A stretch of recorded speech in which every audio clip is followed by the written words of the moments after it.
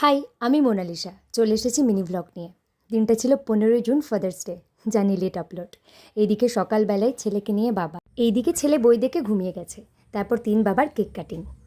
আমার বাবা, মা, ছোটদার বৌদি গেছিলো আমাদেরকে নিতে। তারপর যথারীতি আমরা বেরিয়ে যাই কুট্টুসকে নিয়ে। এই যে এটা সেকেন্ড হুগলি ব্রিজ। তো তারপর কুট্টুস তো গাড়ি চাপতে ভালোবাসে, কিন্তু একটু ঘুরেই ঘুমিয়ে যায়। যেহেতু ছিল বিকেলবেলা, তাই আমাদের টি ব্রেক বা কফি ব্রেক একটা নিতে হতো। তো কফি খেয়ে আমরা একটা সেলফি তুলি। সেলফি তোলার পর আবার রওনা দিই বাড়ির উদ্দেশ্যে। এটা ছিল কুট্টুসের দ্বিতীয়বার মামার বাড়ি আসা।